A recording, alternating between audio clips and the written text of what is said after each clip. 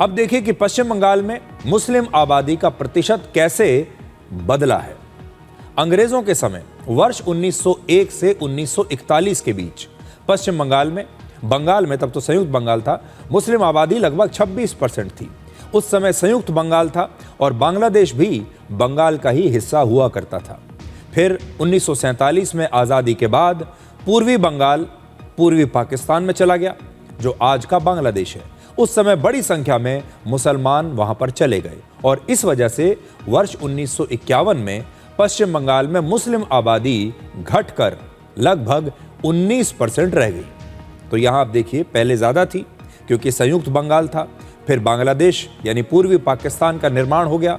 उसके बाद काफ़ी बड़ी जनसंख्या मुसलमानों की पूर्वी पाकिस्तान में चली गई और 1951 में पहली बार आपको पश्चिम बंगाल में मुस्लिम आबादी कम दिखाई दे रही है। लेकिन फिर समय के साथ साथ धीरे धीरे मुस्लिम आबादी पश्चिम बंगाल में फिर से बढ़ने लगी। वर्ष 2011 तक ये बढ़कर लगभग 27% हो गई। तो 1901 से 1941 तक 26% थी जब संयुक्त बंगाल था, और अब जो आखिरी जनगणना हुई उसमें वापस 27% हो गए। यानी आज़ादी से पहले अविभाजित संयुक्त बंगाल में मुस्लिम आबादी का जितना प्रतिशत था, अब उससे भी ज़्यादा पश्चिम बंगाल में हो चुका है। वर्ष 2021 के पश्चिम बंगाल विधानसभा चुनावों के जब हम विश्लेषण करते हैं इससे, तो पता चलता है कि इस समय मुस्लिम वोटर्स ममता बनर्जी का सबसे बड़ा वोट बैंक है। मुस्लिम वोटर्स की वजह से ममता बनर्जी की जीत बहुत आसान हो जाती है। अब आप पश्चिम बंगाल के सबसे ज्यादा मुस्लिम आबादी वाले 6 जिलों के पिछले चुनाव नतीजे देखिए। पहला है मुर्शिदाबाद। मुर्शिदाबाद में सबसे ज्यादा 66% मुस्लिम आबादी है और यहां 22 विधानसभा सीटें हैं, जिनमें से पिछले चुनाव में तृणमूल कांग्रेस ने 20 सीटें जीती और बीजेपी ने सिर्फ 2 सीट जीती। मालदा में 51% मुस्लिम आबादी है, यहां पर 12 सीटें हैं। पिछले चुनाव में टीएमसी ने 8 सीटें जीती थी, जबकि बीजेपी 8 सीटें जीती। यहां पर आप देख लीजिए, मालदा में बीजेपी ने 4 सीटें जीती, माफ कीजिएगा, मालदा में। उत्तर दिनाजपुर में लगभग 50% मुस्लिम आबादी है और यहां भी 9 में से सिर्फ 2 सीटें ही बीजेपी जीत पाई और 7 सीटें टीएमसी ने जीत ली। बीरभूम में मुस्लिम आबादी 37% है और यहां 11 सीटें हैं, जिनमें से बीजेपी सिर्फ 1 सीट यहां पर जीत पाई। दक्षिण 24 परगना पश्चिम बंगाल का एक बड़ा जिला है जहां 31 सीटें हैं और पिछले चुनाव में बीजेपी यहां एक भी सीट नहीं जीत पाई थी, 0। और तब अगर आप देखें तो टीएमसी ने 30 सीटें जीती थी। एक और मुस्लिम आबादी वाला जिला है नादिया। यहां मुस्लिम आबादी थोड़ी कम है, 26% के आसपास है और बीजेपी इस जिले में 17 में से 9 सीटें तब जीत गई थी। पश्चिम बंगाल की 294 विधानसभा सीटों में से 102 सीटें इन्हीं 6 जिलों में आती है। पिछले चुनाव में तृणमूल कांग्रेस ने इन 102 में से 83 सीटों पर जीत हासिल की, यानी ये 81% है, जबकि बीजेपी यहां सिर्फ 18 सीटें जीत पाई। इस बार हो सकता है कि मुस्लिम बाहुल मुर्शिदाबाद में नतीजे थोड़े चौंकाने वाले हों, क्योंकि मुर्शिदाबाद जिले में ही हुमायूं कबीर ने अब एक अलग बाबरी मस्जिद बनाने की घोषणा की थी।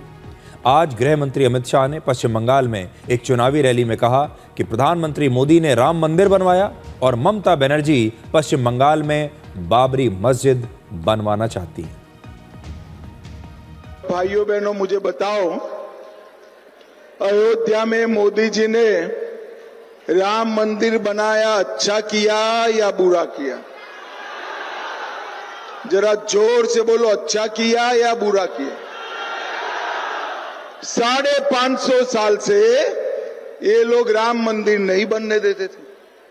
मोदी जी ने 2019 में राम मंदिर बनाकर जय श्री राम कर दिया। जहां बाबरी मस्जिद थी वहीं राम मंदिर बना। और ये ममता दीदी देखो, अपने चेले हुमायूं कबीर से बंगाल में बाबरी मस्जिद बनाना चाहती है। ए दीदी, कान खोल कर सुन लो, ये बंगाल भारत में है। कोई कबीर फबीर यहां पर बाबरी मस्जिद नहीं बनाने देंगे हम। मुझे बताओ भाइयों बहनों, बंगाल में बाबरी मस्जिद बननी चाहिए क्या? जोर से बोलो, बननी चाहिए क्या? ममता दीदी, कान खोलकर सुन लो, बंगाल में बाबरी मस्जिद हम नहीं बनने देंगे। तो पश्चिम बंगाल में बीजेपी के सामने सबसे बड़ी चुनौती यही है, वहां पर मुस्लिम वोट बैंक। पश्चिम बंगाल में जहां मुस्लिम आबादी कम है वहां बीजेपी अच्छा प्रदर्शन करती है, और जहां पर मुस्लिम आबादी ज़्यादा है वहां बीजेपी बुरी तरह से हारती है। अब आप वर्ष 2021 में कुछ ऐसे ज़िलों के चुनावी नतीजे देखिए जहां मुस्लिम आबादी कम है, और देखिए कैसे यहां तस्वीर बदल जाती है। दार्जिलिंग ज़िले में सिर्फ 6% मुस्लिम आबादी है। यहां पिछले चुनाव में बीजेपी ने 6 में से 5 सीटें जीती, जबकि टीएमसी एक भी सीट नहीं जीत पाई। पुरुलिया जिले में लगभग 8% मुस्लिम आबादी है, और यहां बीजेपी ने 9 में से 6 सीटें जीती। वो इसलिए क्योंकि यहां सिर्फ 8% से भी कम मुस्लिम आबादी है। बांकुरा में भी 8% मुस्लिम आबादी है लगभग, और इस जिले में भी बीजेपी ने 12 में से 8 सीटें जीती। यानी दार्जिलिंग, पुरुलिया और बांकुरा जहां मुस्लिम आबादी कम है वहां बीजेपी की जीत का स्ट्राइक रेट 70% है, और ममता बनर्जी की जीत का स्ट्राइक रेट सिर्फ 26% है। पश्चिम बंगाल में इस बार कांग्रेस पार्टी अकेले चुनाव लड़ रही है, और इस बार उसकी नजर भी ममता बनर्जी के इसी मुस्लिम वोट बैंक पर है। पिछले चुनाव में तो कांग्रेस पार्टी पश्चिम बंगाल में एक भी सीट नहीं जीत पाई थी, लेकिन इस बार के चुनाव में कांग्रेस को मुस्लिम वोटर्स से काफी उम्मीद है, और इसीलिए पिछले 5 वर्षों में पहली बार राहुल गांधी ने 14 अप्रैल को पश्चिम बंगाल में 3 सीटों पर चुनाव प्रचार किया।